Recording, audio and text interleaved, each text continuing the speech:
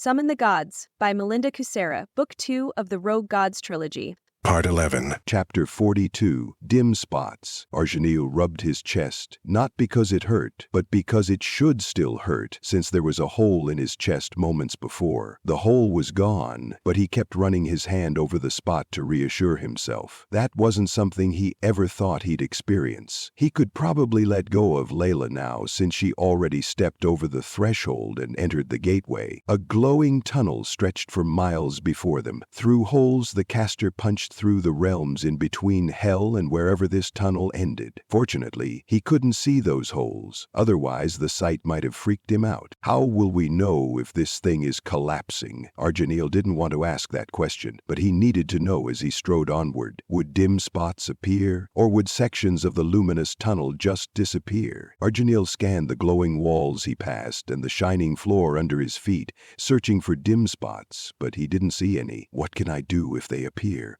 Should I turn back or keep going? Would he see any dim spots before this thing collapsed? How fast would it collapse? Would it break apart into billions of glowing pieces and shatter like a glass struck by a hammer? What will happen to me if that does happen? Fear pushed Arginil to run faster, but the tunnel just went on, seemingly without end. Why am I worrying about this? Angels are made of spirit and light, for God's sake. I don't need to breathe. But he got used to doing that in hell, where he had the seeming of flesh, but not an actual flesh and blood body. I don't know. I've never seen a gateway collapse. I suggest we hurry so we don't have to find out. Layla lengthened her stride until she outpaced him. Arginil ran faster to catch up to her. Thaniel and Natalie must be somewhere ahead unless they found the exit already, but they made no sound, and neither did he and Layla. Their feet landed on the luminous floor without a thud. The floor was probably made of pure magic, but that magic was solid enough to run on, so their feet should make a sound when they struck it. I need to think about something else because all this supposing is giving me a headache. Arginil tried to figure out what they could do when they reached the other end of the gateway. If you're so worried about this thing collapsing, why don't you just turn your gift on it? Layla glanced at him for a moment, probably to gauge his reaction. I could try that, but I don't think the gateway has a true name for me to read. But it was something to do while he ran in a straight line instead of freaking out, so Arginil gathered his power and it fell over him like a cloak as he looked straight ahead. Instead of a name,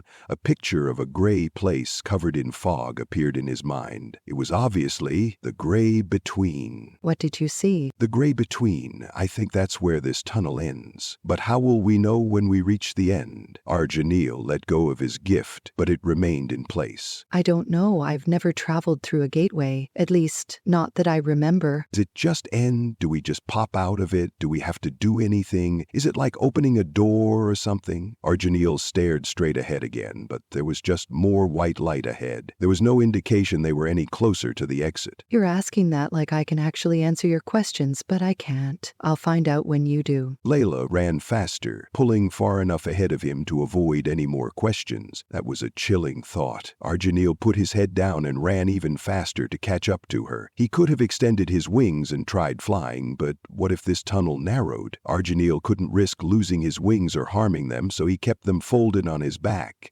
And Layla did the same, so the same thoughts must be running through her head. He hoped so, anyway. He didn't want to be the only one freaking out about things. Will you stop worrying about the gateway? Start worrying about what we'll do when we reach the end? I don't know about you, but I still don't have a plan for how we stop the adversary. Layla glared at him like she was willing him to stop asking questions she couldn't answer. How can we make any plan when we don't know what we'll find at the other end? Arginil wondered aloud. There would be all those fallen angels and ex-gods at the other end, and they'd either have to fight their way through them or fly over them. Both had their disadvantages. If they tried to fight through them, which Thaniel would want to do, it might take too long.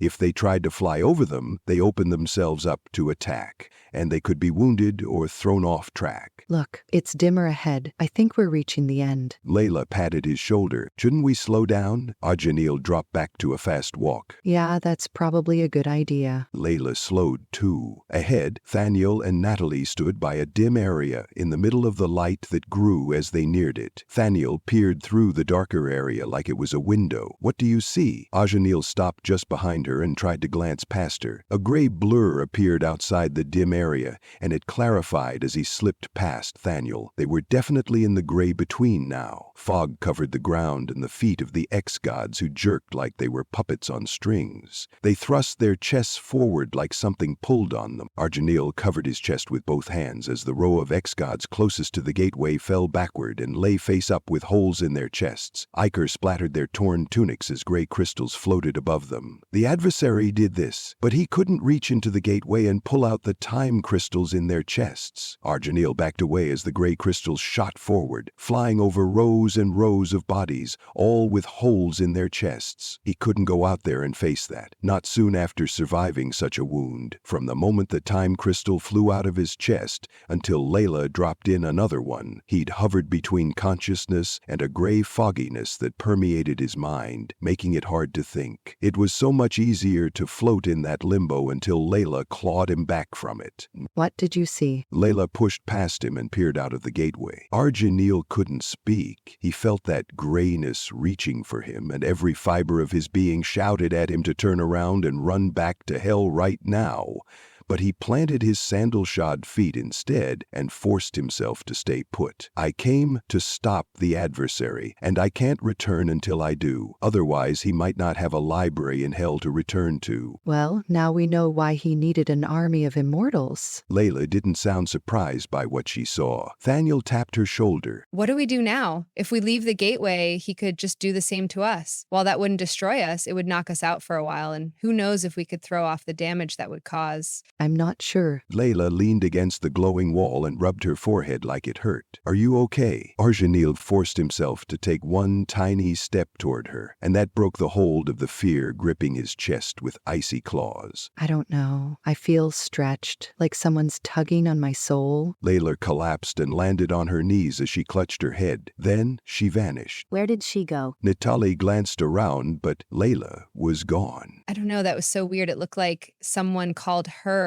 Danielle shrugged, then stiffened like she'd just seen something bad racing toward them. I hope she's okay, but we have larger problems right now. Look there. Natalie pointed at the long span of the gateway tunnel, except all its sections weren't glowing white anymore. One area darkened to pink, and it kept darkening. What would happen when it turned red? Chapter 43, Into the Haven. The light faded, but it took its sweet time doing it, leaving Rosalie disoriented and seeing nothing but afterimages bouncing around in front of her, which wasn't helpful since air rushed past her. As she fell, she bent her knees. "I hope the ground isn't far away. I really need to see." All the blinking in the world couldn't banish the afterimages either, but she kept trying anyway. Varian squeezed her hand. Hopefully he could see something. "I'm almost afraid to ask what's below us," but she sorta just did. Rosalie bit her lip. "Why didn't she hit the ground yet?" I just see a gold glow. I think it's a shield. Ivarian said, as her feet struck a curved surface and slid out from under her. Rosalie landed on her backside as she slid down the side of the dome, but the afterimages faded, finally, giving her a good view of the ground rising to meet her. She tried not to tense any muscles because that would just make it hurt more. When her feet struck the white ground, her knees buckled from the shockwaves running up her legs, but she leaned back into the shield to arrest her fall. Rosalie was cold enough from the wind cutting through her garment. No need to add snow to that. "Are we still in Shayari?" Rosalie rubbed her arms through the thin fabric of her sleeves. Snowy trees surrounded them. Ivarian shrugged. I think so. The trees are tall enough to be enchanted. They also blotted out the sky. "Hello," said a fellow, muffled up to his glowing green eyes in furs and woolen garments. He was tall enough to be Sarn, but he didn't sound like Rand's father, and it would be out of character for Sarn to approach someone and say hello. He didn't do that to people he knew well, so there was no chance he'd approach a stranger. And that's what she'd be in this time if they picked the right year, because the version of her in this time period was just a baby. "Who are you?" Rosalie hugged herself to keep some of her body heat from flying away with every gust of wind buffeting her. He heaved a sigh like he was tired of answering that question, but that wasn't her problem. "Do I really need to keep repeating that?" He muttered as he stamped his booted feet on the snow. "No, we could just ignore you and get on with our business." Rosalie turned her back on him. He He probably meant that question to be rhetorical, but he shouldn't have asked if he didn't want an answer. So you're not working with the warrior woman, the two wolf shifters, or that shifty person wearing grey robes? No, I don't know what you're talking about. But the warrior woman could be her mother. Robin definitely looked the part. Rosalie pushed down the temptation to ask because this guy probably couldn't answer her questions, and she didn't want to sound crazy. The gold dome looked like one of Sarn's shields, except it glowed gold, like the sun, instead of green. Its top wasn't permeable, but what about its sides? Rosalie pressed her hand into that glow, and it sank into the light. So it wasn't a barrier. You're like my mom. Avarian said. He must be talking to that guy because Rosalie wasn't anything like his mom. In what way? You're an ex-god. Avarian said. Since that was the last thing Rosalie thought she'd hear after they left the Arrow of Time, she turned her head. The guy widened his eyes. How did you know that? Someone caught her hand and yanked Rosalie face first into the shield. Gold light blotted out everything as something scanned her. Before she could worry about what it would find, she staggered forward, blinking away the afterimages again. But this time the shield stood behind her. Who are you? Another man asked, but his eyes glowed violet like Thaniel's did in the gray between, and a halo floated above his head, marking him as an angel. But something must be wrong with him because he grimaced and pressed both hands to his chest like he was trying to keep something inside. That was weird, but she'd only met 2 angels, and her first run-in was even stranger. I'm no one important, but that green glow behind the bushes and trees in front of her could come from Sarn, since his magic and his eyes glowed that color. Rosalie rounded the angel and peered through a gap in the leafy branches at herself. Mom, no, don't do it. A woman shouted, but she sounded exactly like her. Rosalie backed away, heart pounding in her chest, even though she'd already run into versions of herself from other timelines. I just didn't expect to run into one here, but this must mean I'm finally on the right track. Rosalie breathed in and out for a moment to settle herself and slow her racing heart. Mother, what did you do to yourself? That other, Rosalie said, and the word mother spurred Rosalie into action. Where's Mom? Her double's voice sounded like it came from her left, so Rosalie headed for it until the angel caught her arm and dragged her back to face him. Who are you and why are you here? He glared at her with glowing violet eyes. I'm the woman who will save the future and set it back on the right course. As Rosalie tried to pry his hand off her arm, she hoped that sounded as impressive aloud as it did in her mind. The angel raked her with a glare as he clung to her arm. Oh really? Since when did the future need saving by a mere human girl? Since toga-wearing angels like you just stood around interrogating the mere human girl who came to save all of time while someone else messed with the timeline, Rosalie glared at his hand on her arm. What proof do you have of your claims? The angel let go of her arm, but he might have weapons hidden in his white robes, though probably not in his sandals. They were too strappy to hide anything. Rosalie glanced behind him at the golden shield, but Ivarian must still be outside talking to that ex-god because she didn't see him anywhere inside this place. The proof is outside, talking to an ex-god. Another one? The angel covered his face and groaned, like this news genuinely pained him. Why do they keep showing up here? Rosalie spun back to face him. She should have marched away and gone in search of the other Rosalie from a different timeline to compare notes, but a bad feeling twisted her stomach into knots. And Mom always said to trust her gut. Well, her gut was screaming at her to find out what this angel knew. What do you mean? How many other ex-gods are here? And which ones? Please don't say any time gods. She willed him to name anyone else. For a fallen pantheon, these gods got around entirely too much. The angel let his hand drop away from his face, and he stared at her like he was trying to crawl into her mind. Aren't you with them? No, I just arrived. Rosalie backed away in case he could read minds, even though she couldn't put enough distance between them to stop him. When this is over, I need to ask Mom if there's any counter for mind magic. There must be, because everything must balance. So that meant every power had an opposite of equal strength that could cancel it out. But all she could think of were the well-known examples like how water magic could undermine earth magic, and earth magic could snuff out fire magic. Whatever he saw in her must have convinced him that she was telling the truth because his shoulders fell and he sighed. I believe you. Then, tell me which gods are here, where they are, and what they're doing. Although she could guess some answers from the voices she heard, but she'd rather hear it from an angel since they didn't lie. He ticked them off on his fingers. I saw the ex-god of war, history, the past, and the wild hunt in the spell circle over there. He waved to the green glow she saw, and she clamped down on the question that raced. I saw the ex-god of memory outside the haven. No idea why he's here. And there's one more ex-god over there, but she's outside the spell circle. I don't know who she is other than that. Why are there 4 gods in a spell circle? Rosalie dreaded the answer. At least now she knew where that summoning spell went, but not who used used it or how it got here. Because 3 human women and their goddess summoned them at the request of the Wild Hunt. I don't know why and I don't care. I just want them all to go away. The angel folded his arms and glowered at the green glow illuminating the trees and bushes between them and this spell circle. Rosalie crossed her fingers behind her back. Let me go and I'll get them all to leave. She didn't know if she could actually pull that off, nor did she care. She came for one reason only, to find out what broke the timeline and stop it. If doing that chased everyone away from here, then so be it. If not, well, she wouldn't worry too much about that, since she'd return to her time once she completed her mission. Green light flared so brightly that it would have blinded her if she wasn't facing away from that intense light. What's happening? Rosalie shielded her eyes as some women chanted. I don't know, I was talking to you, not watching what's going on at the spell circle. The angel sounded as frustrated as she felt, but she couldn't see him to check that because the after images were back and just as bouncy as earlier. Great, just what she needed. Phaedrusson, god of fate and the future, I call you. The circle binds you to this time and place. You must come. Women shouted in unison as thunder clapped, shaking the ground. Oh no! Rosalie blinked furiously. She couldn't have heard that right. They didn't just summon Evarian's fiery ant. Before she could ask the angel if that's what just happened, Faye growled like an angry dragon. What's this all about? If you want to talk to me, there are easier ways of getting my attention. It just pisses me off, and you won't like me when I'm angry, Pristina. Who's Pristina? Rosalie asked as the after images faded. She's the ex-god of the present. There are 4 time gods. The angel ticked them off on his fingers. Hithaglair, the ex-god of history. His twin sister Estiana, the ex-god of the past. Their younger sister Pristina, the ex-goddess of the present. And their youngest sister Phaedrusson, the ex-god of the future. Well,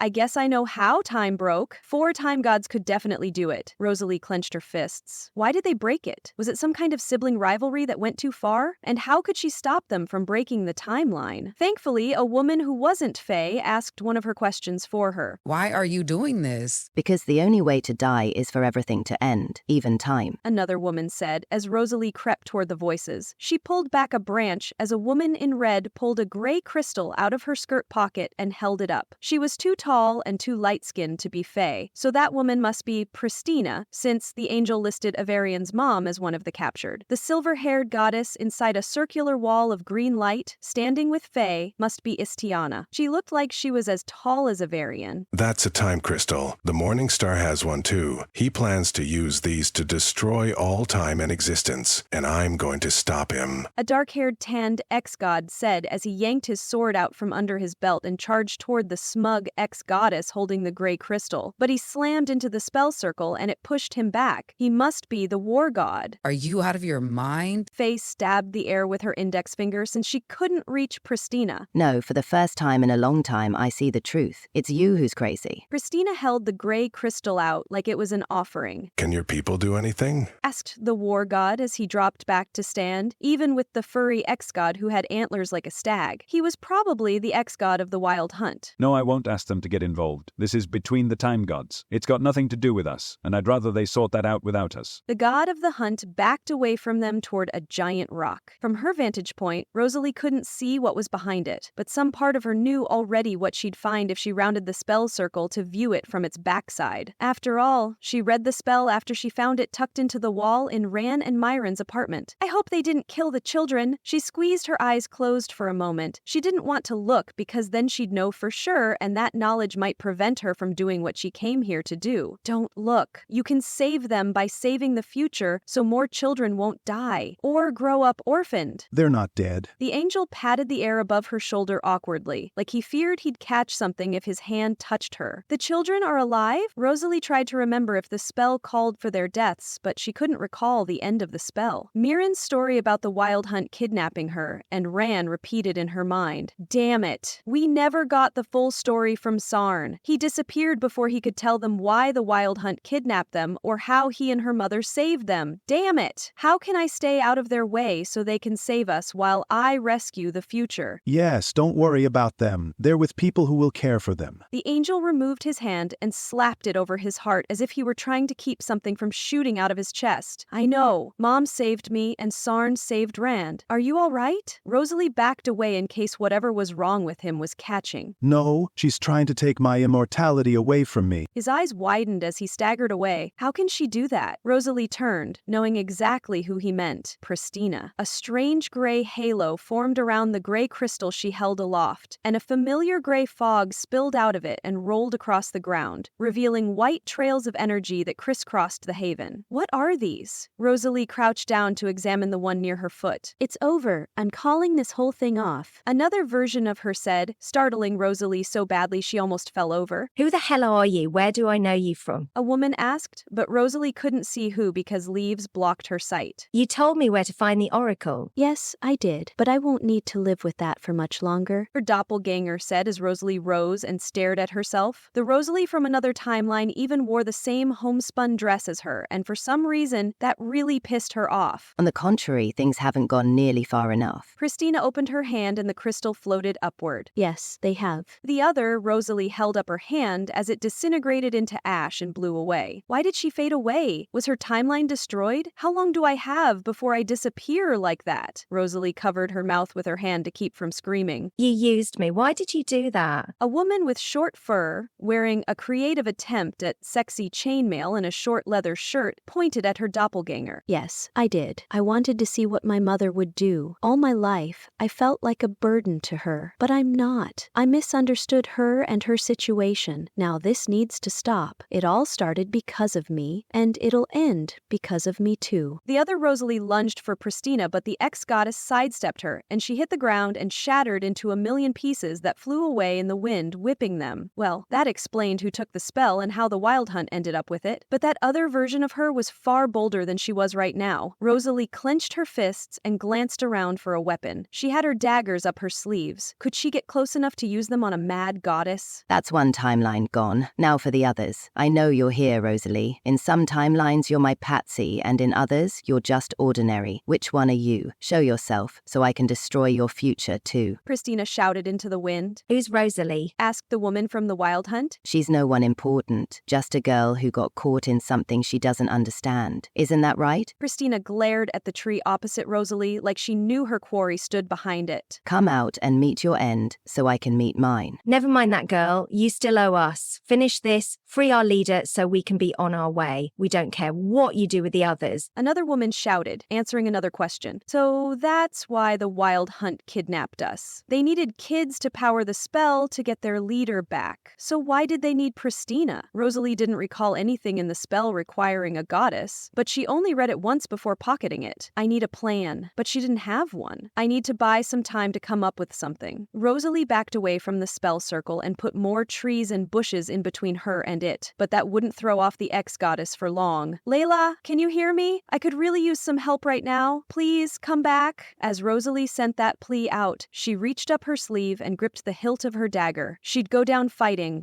Chapter 44. Lost. You're an ex-god, Ivarian said as he realized why this guy felt familiar. I wish I figured that out because I can see his aura, but I can't. And he shouldn't feel bad about that because he only saw the aura of Rand's father because the mage made it visible to all. This ex-god didn't do that. Was he hiding something that had any bearing on their mission? Though truth be told, he didn't know what he was doing here other than making Rosalie happy. She was convinced this was where it all went wrong, but was she right? The snowy forest surrounding them was silent except for the creaking of branches in the wind. Snow covered the ground in a white blanket, disturbed by many footprints, too many to count. But that made sense, since the glowing gold dome behind him covered a haven. The guy widened his eyes. How did you know that? Evrian shrugged because he'd already answered that. I wish I'd borrowed a coat before we left Mount Eredrin. Who's your mother? The guy squinted at him as if he could read his lineage if he looked hard enough at him. Maybe he could. Evrian had only ever met one other ex-god before the demons showed up, and he looked just like his mom. If you tell me who you are, I'll tell you who she is. I suppose I could do that. I've already told more people than I should who I am. What's one more? The guy rolled his head around until his neck cracked. I'm Jannar, the ex-god of memory and some other things that aren't important anymore. Who's your mother? Istiana, ex-goddess of the past. Evarian didn't recall ever hearing anything about him, so the name Jannar rang no bells. I see the resemblance. Jannar nodded, like that answered a question he had. Why are you here? Evarian stamped his feet to warm harm them. Where's my uncle? I saw him on the ice before I sent us to this time and place, but there was no sign of him. He could ask Gunnar, and maybe he would, when he found out why this ex-god hung around the haven. Apparently I'm here to freeze while I answer the same question over and over again. Gunnar shook his head. If it's such an inconvenience, you can keep your secrets. Honestly, I don't care why you're here. Ivarian turned. Where was Rosalie? She must have entered the haven because she wasn't out here in the cold. I hope she's just looking like she said, but in his heart he knew she wouldn't just look and leave like she promised. What if she broke the timeline? His aunt's warning echoed in his mind. Ivarian could see it as if it had already happened. Rosalie was so focused on fixing things that she was blind to everything else. I must stop her. He headed for the gold shield and hoped it would let him pass through in time to keep her from doing the things she came to prevent. I don't think you should go in there. Jannar grabbed his shoulder and spun him to face him. Why not? Ivarian glanced at the hand on his shoulder, but Jannar didn't release him. Because you're not from this place in time,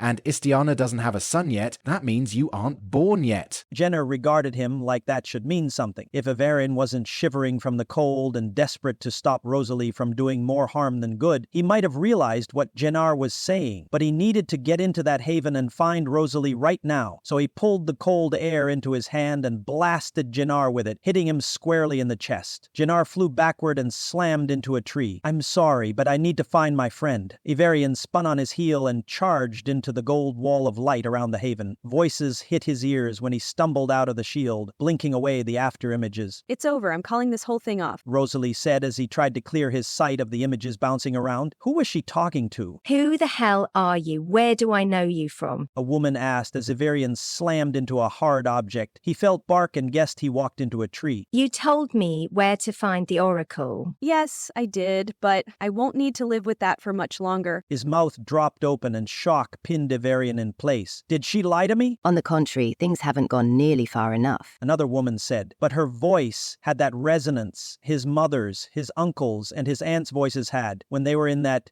do what I say ex-god command mode. But he didn't recognize her voice. Ivarian rubbed his eyes until his sight returned and the after images faded until they just appeared at the edges of his sight. He pushed aside the branches in front of him. Yes, they have. Rosalie held up her hand and it disintegrated into ash and blew away. Oh no, oh God no, where's Ran and his wishes when I need one? Ran was back in the future where he couldn't help them. I have to do something. But all he did was stare, unable to move, as the woman he had a crush on disappeared bit by bit while shock froze him in place. You used me. Why did you do that? A woman asked, but Ivarian couldn't look away from Rosalie. She was so strong. How could she fade away? Even now, she held her head high. Yes, I did. I wanted to see what my mother would do. All my life I felt like a burden to her, but I'm not. I misunderstood her and her situation. Now this needs to stop. It all started because of me, and it'll end because of me too. Rosalie lunged for the ex-goddess, but she sidestepped her. Rosalie hit the ground and shattered into a million pieces that flew away in the wind, whipping them. No! Ivarian screamed in his mind, but only a whisper passed his frozen lips as he staggered toward the spot where she vanished, until the unfamiliar ex-goddess words sank in. There's more than one Rosalie here? Did that mean the one he watched die might not be his strong and beautiful Rosalie? Ivarian froze as he tried to figure out the implications of that. His gaze bounced around the haven, skipping past a glowing green wall of power and strange symbols, and rested on the three ex-gods standing inside, until he recognized Uncle Hithagler. You did this, Ivarian charged through the line of bushes, not caring if the branches caught his clothes. He pointed an accusatory finger at his uncle. The coward hid behind his two sisters, Aunt Faye, and the air thickened, stopping Ivarian in his tracks as he met the shocked gray eyes of his mother. Mom stared at him, and one hand moved to cover her belly. She wore a loose-fitting gown, and she was very tall, but so was he. Oh, God, what did I do? White glowing lines appeared as the ground shook and cracked open. In his mind's eye, the arrow of time appeared, and it cracked in half. His mother was the goddess of the past, and as such, she could never know what the future held. But now she did, thanks to him blundering into a situation he didn't understand. Rosalie was right. Time did break here because I broke it. You fool. I told you not to do any more time traveling. Faye closed her glowing red eyes. Why couldn't you listen to me? Ivarian opened his mouth to say something as the glowing green walls surrounding his aunt, his mother, and his uncle dropped, sending glowing symbols flying. Ivarian, what's happening? Rosalie shouted as she rushed toward him. The ground split in front of her. and she skidded to a stop and glanced about for another way to reach him until a glowing symbol struck her. She vanished in a burst of light. No! Evarian ran toward where she vanished until Rosalie shouted his name again. He skidded to a halt and spun, searching for her until pain slammed into his chest and something punched out of him. Another Rosalie appeared on the other side of the clearing, then vanished. I must have imagined her. Evarian sank to the ground and stared at his aunt, his uncle, and his mother, who all lay on the ground too, with holes punched in their chests like him. But he had no final words for them, not while Aunt Faye glared at him like she held him personally responsible for this. As the world grayed out, 3 giant arrows made of ice flickered into view and shattered into pieces. We failed. We didn't save the future. He couldn't accept defeat. His soul cried out for vengeance as darkness fell over him. "Free me, and you shall have vengeance," a woman said as he blacked out, but he clung to that promise of help. He would find her, and he would find out what just happened and make someone pay for it if it was the last thing he did.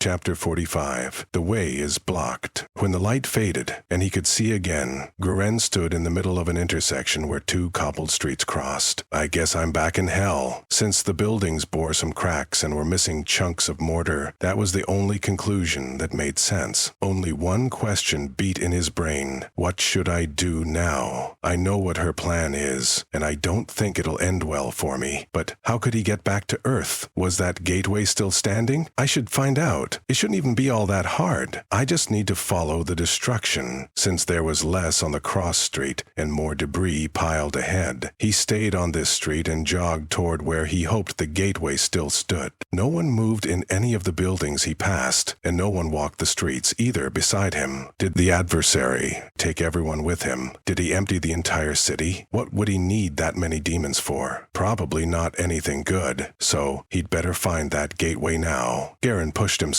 to run faster when a glow appeared ahead. That must be the gateway. What do I do when I reach the other side? He didn't have a plan, but did he really need one? The adversary must be working with Priscina, since they're both interested in time crystals. That was the only conclusion that fit the facts. The gateway seemed to flicker like a giant eye-shaped candle. Was it collapsing? It better not do that before I get through it. He closed in on it, hopefully fast enough to run through it before it fell apart if that's what it was doing. It might just be a trick of the light since he stared directly into it, but the closer he got, the less he could see of anything outside of it because the thing was as tall and as wide as a house. Garen veered around a pile of bricks and a corner of a collapsed balcony, but he didn't break stride when he crossed the threshold and light blinded him for a moment. He ran in as straight a line as he could until his eyes adjusted to the light shining from every surface of the magical tunnel. No dim spots appeared ahead as he ran like all of hell chased him. More light appeared ahead without end, but the tunnel must end eventually. His breath sawed in and out of him as gravity lessened, then strengthened, then lessened again, so he bounded forward. What's on the other side? Will I end up back in that haven? If you're listening, Creator, could you hijack this gateway and send me to Priscina? My fist needs to meet with her face. The resulting crunch would be satisfying, and he imagined his fist colliding with her face as he ran and ran toward a dimmer spot in the center of the light ahead. Either that was the exit, or a section of the gateway collapsed ahead. There was only one way to find out. Garen put his head down and ran like his backside was on fire, and only speed could put the flames out. An invisible force grabbed hold of his chest and slammed him to a halt as something tried to tear out of his chest again. Garen placed both hands over the spot and pushed down on the hard thing, trying to push between his ribs. How can Priscina and her time crystal affect me here? Garen backed up, and the hold on his chest lessened. So did the internal pressure of the thing that was trying to exit his body a moment ago. Garen stepped forward again. Perhaps that was a fluke. The invisible hand reached into his chest again and pulled until he backed past the point where he stopped before, and the tugging sensation faded. What is she trying to take away from me? Whatever it was, he couldn't let her have it. If I can't go forward, then backward it is. Garen spun and ran back to hell. One question question plagued him as he ran. How can I stop Pristina and the adversary from hell? They left it to carry out their plans, and the adversary took a lot of demons and ex-gods with him. But did he take everyone? Might he have forgotten some ex-gods? If he did, then they must be locked up in his palace, which was conveniently located in the nicer parts of the city he was running back to. Maybe I should spring them from prison and see how far pooling our power gets us. After all, someone like the adversary only locked up those he couldn't control. Garen couldn't help laughing at his new plan. It was bold, and the adversary would hate it. All the more reason to do it now. He shot out of the gateway and dodged the pile of debris as he hooked a right onto the street that crossed the one where the gateway stood. The palace wasn't too far away, but all the running was taking a toll. His legs ached and his chest burned. Garen finally gave into exhaustion and dropped back to a walk. That should give him time to think. Who might the adversary have locked up under the seat of his power? Garen couldn't think of any names. Then again, he was busy dealing with his own problems after the fall, so he didn't have the time or energy to find out what happened to anyone else from his pantheon. Who could rein in the time gods? There must have been someone. The creator built a magic system that must always balance out, so someone must have the power to negate a rogue time god that lost her mind. All that thinking distracted him as the streets grew wider and the buildings alongside them grander. Ahead, a palatial marble building with columns and decorative touches stood behind a tall wrought iron gate that was closed, of course. Why would the adversary leave his gate open? That might invite the kind of trouble Garen had in mind. Hopefully he didn't lock the gate, or I might have to climb over it. Garen stopped in front of the lacy metal gates and tugged on the door. It opened without a sound. Did the adversary leave it unlocked because he wasn't coming back, or because he left the place well guarded? Garen shrugged as he slipped through the gap. If the place was guarded, then he'd deal with the guards. He closed the gate, then crept down the long cobbled road to the ornate doors. They opened easily and soundlessly too, revealing a marble hallway but no guards. I don't think he plans to return. Garen pushed that thought out of mind as he searched for a staircase. The prison level must be underground. Given that the adversary's taste ran to the finer things, the stairwell probably hid behind a secret door. So he ran his hands over the wall on both sides until a panel sunk into the wall and slid back, revealing a stone stairwell twisting down into the bowels of the palace. That must lead to the prison level. Garen crept down the stairs until he reached its bottom, one level below the one he entered. No voices echoed, but water dripped somewhere. He listened for another moment, then exited the stairwell through the portal, since there was no door to open. A long hallway stretched before him, lit by the same crystals that lit the stairwell and the palace's foyer. In the first cell, a ragged man sat cross-legged on a thin mattress with his eyes closed. He looked kind of familiar, but so did every ex-god. Since they were all related to some degree, and they all had some features in common, they experimented with clothing, hairstyles, and colors, skin tones, and eye colors to differentiate themselves. "Hey, are you alive in there?" Garen rattled the cell door, both to make some noise so he could see if anyone came running and to wake the cell's occupant. Define alive. That'll do. Who are you? And what was your domain before you ended up here? The answers to both questions should tell him who this man was. Garen frowned when he didn't hear anyone call out or any footsteps running this way. Was this prison unguarded? I'm Uriah, and the underworld is my domain. The man waved to the cell, but he didn't open his eyes. Garen didn't know if that helped his nebulous plan or put a kink in it. Do you know how to stop a mad goddess with a time crystal? What? The man flew off his cot and gripped the bars. Tell me everything. Sure. First, can you tell me who else is locked up here? And can any of them help us stop a time goddess and the adversary? Garen didn't see any keys to unlock the cell, but maybe he could find something to pick the lock. That depends on who and what they're planning, but I think so. Tell me everything and I'll help you free the others. We can plan as we work. Uriah became transparent and walked through the bars on his cell door, then became opaque again. That's a neat trick. It's not a trick. Uriah brushed past him in the narrow hallway. Of course it isn't. This wasn't the time to argue about quirks. Garen put his sarcasm aside and dived into his story, but he left out a few things, like that time he broke into the Library of Forbidden Knowledge, the Book of Names, Argeniel and Theniel. They weren't germane at the moment, and the last two probably weren't even in hell anymore. He just hoped Uriah could help him flesh out his plan to stop the adversary and Pristina from destroying all of time.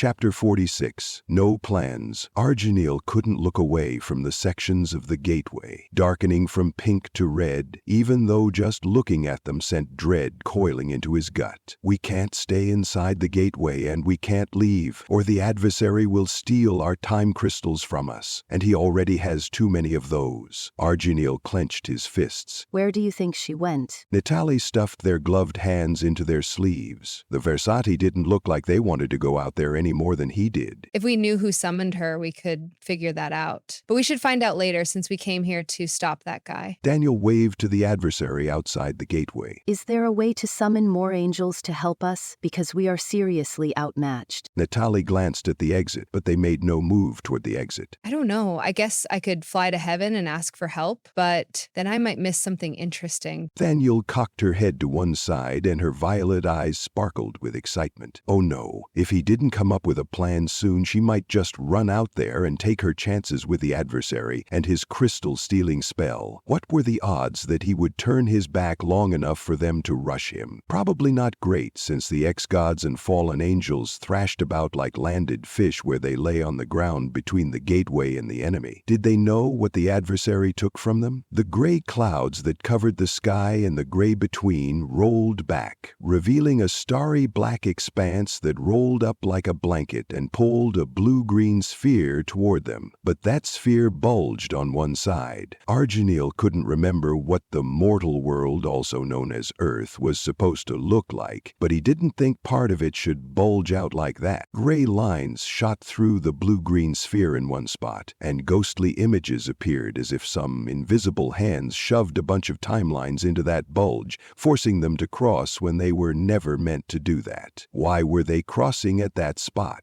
Arginil pulled on his gift and hoped his ability to read the truth of things could still work here. Time's breaking, said the Book of Names. He waited for it to elaborate on that, but it remained silent. How do I stop it from breaking? Arginil waited in vain because his gift didn't have an answer for that question any more than he did. I guess I'm on my own then. That can't be good. Natalie pointed at the wavy gray lines full of images that crisscrossed the spangled blackness between the gray between and the mortal world, as one line shattered like glass, sending its ghostly images flying. No, it's not. What do we do now? Natalie looked at him for an answer, but he still didn't have one. How could they stop the adversary? We'll think of something. We wouldn't have chosen to be here if there was nothing we could do. That's not how fate works. Daniel clasped both their shoulders and squeezed. I think you're confusing free will with fate. They aren't the same thing. Arginil willed the adversary to turn his back on them, so they had a prayer of reaching him before he yanked out their time crystals and left them flopping about on the gray dusty ground. But he didn't turn. No, I'm not. Most people don't understand fate. We make our fate with every choice we make, and we chose to be here because there was something we could do. So we need to find that something and do it. Daniel squeezed their shoulders again, then let go and looked at him, like she expected a plan to drop in his mind when it hadn't. That doesn't make sense. Arginil shook his head, but he wanted it to be true. The more he thought about what she said, the more he wondered if she might be right. I chose to be here. Arginil could list the decisions that led him step by step to this spot, starting with his voluntary fall from grace. But I wasn't damned when I fell. Maybe that counts for something. Arginil steeled himself, then stepped forward to cross the shining threshold and leave the dubious safety of the gateway. What are you doing? Natalie caught his arm and pulled him back. I've been thinking about what she said. Arginil waved to Thaniel. And what did you figure out? Thaniel rubbed her hands together and shifted her weight from foot to foot, like she was excited about getting out there and taking on the adversary. She probably was. I never figured out why I fell. Did the adversary engineer it, or did I end up in hell so I could do something now? There must be a reason why, and I need to find out what it is. Arginil didn't expect Nantali to follow him or to understand, but the Versati nodded and let their hands slide down to clasp his. Then we go together as friends. We either win or we all lose together. Natalie squeezed his hand. Arginil squeezed back. Together, he echoed. He just hoped he wasn't leading his new friend to their doom. Well, let's get out there before there isn't a world left to save. Daniel stepped past Arginil and cupped her hands around her mouth. Hey, Ugly, I want a rematch. Was that wise? Natalie asked when Thaniel reached behind her and pushed them back. Probably not, but we need a distraction and Thaniel volunteered for that. At least that's what Arginil hoped her plan was. With Thaniel, one never knew. She liked to charge into danger. Then come and get that rematch, if you can. The adversary extended a hand toward her as Thaniel jumped over the first body in the way. Her wings snapped out, and she flew like a giant feathered dagger at a man who was once the most powerful angel in all heaven. But now he was something else, thanks to the power he stole from the abyss. Get down. I have an idea. I wish I thought of it sooner. Natalie pulled him down to a crouch, and a warm, itchy sensation crawling up his legs told him she was casting another illusion. What are you doing? Arginil tried not to scratch the intensifying itch spreading across his skin. I don't think she intends to fight him, not yet anyway. Thaniel isn't as brash as you think she is. Natalie patted and prodded as they shaped their magic into something. If she's not fighting him, then what's she doing? Arginil glanced out the gateway entrance as Thaniel shot upward, right before she would have collided with the adversary. Instead, her new flight path slingshot her toward the west shore of the Gray Between, on a direct route to heaven. She's going to get help, he said, hardly daring to believe it. Thaniel poured on the speed, turning her into a white speck racing for the tangled forest in the distance, and beyond it, the ridge where the mortal veil stood, like a permanent portal leading back to Earth, and beyond that, a white sandy shore stretched out to the hammered metal of the shining sea. Heaven's gates rose on an island across from it, and a world away from here. If she could reach it, she could rally her fellow archangels. There, that should do it. Natalie turned his face to check the illusion. What did you do? Arginil glanced down and almost jumped out of his skin when he saw the hole in his chest. Relax. It's just an illusion, so we'll blend in with them. Look over there. Some of the fallen angels are getting up and shambling about like drunken soldiers after too many victory celebrations. Natalie let go of his chin and pointed. The Versati was right, and their plan was brilliant. This could work. Arginil rose and tried to imitate the loose-limbed walk the groggy fallen angels had, but it was harder than it looked to stagger about like he was about to fall on his face. No, like this. Natalie demonstrated, but they were better at mimicking them than he was. That's better, but I still think you should stay behind me. Just do your best to look drunk. That's easy for you to say. I've never gotten drunk before. I don't even know if angels can get drunk. Arginil shook his head and hoped his acting didn't have to fool anyone for long, because it wouldn't. Let's get this over with before too many of them are up and about. Right now they look really out of it, so they might not know what's happening until it's too late. We don't want to fight them too, because they have a numerical advantage over us. Natalie staggered out of the gateway. Arginil followed them and kept his gaze on the adversary. There must be something he could do, and he had until they got close enough to do it. For now, he just needed to keep pretending to be one of the fallen as he tried not to trip over the ex-gods and demons still thrashing about. None of them recovered enough to get up yet. Do you think she'll make it? Natalie whispered. They meant Thaniel. Arginil glanced automatically toward heaven. He felt its pull for the first time in centuries, maybe longer, but he couldn't see Thaniel anymore. I hope she does, because he still didn't have a plan, and his last run-in with the adversary kept playing in his mind, making his lavender blood run cold in his veins. There must be some way to use the adversary's alliance with the powers of the abyss against him, and by God, he needed to find it, preferably in the next 100 paces, because then they'd be close enough that their disguise might not work anymore. Creator, it's been a long time since I prayed to you, but I'm praying now. Help me stop Samuel. Arginil felt the ground drop out from under his feet. As he opened his eyes, he knew he'd just made a fatal mistake. How dare you pray to my enemy in my presence? The adversary pointed an accusatory finger at him. Then he did something Arginil didn't expect. He charged. You've been listening to Summon the Gods, Book 2 of the Rogue Gods Trilogy by Melinda Kucsera. Subscribe to the channel so you'll be notified when the next part publishes. The Rogue Gods Trilogy is available as an ebook and paperback, and now a full cast audiobook. Click the link in the description to order your copy. If you love the Rogue Gods Trilogy, then you'll love Melinda's other epic fantasy adventure books too. They're just as full of magic and mayhem and characters who will do anything to achieve their goals. Check them out at the link in the description, and while you're there, sign up for her newsletter so her characters can talk directly to you. Thank you for listening.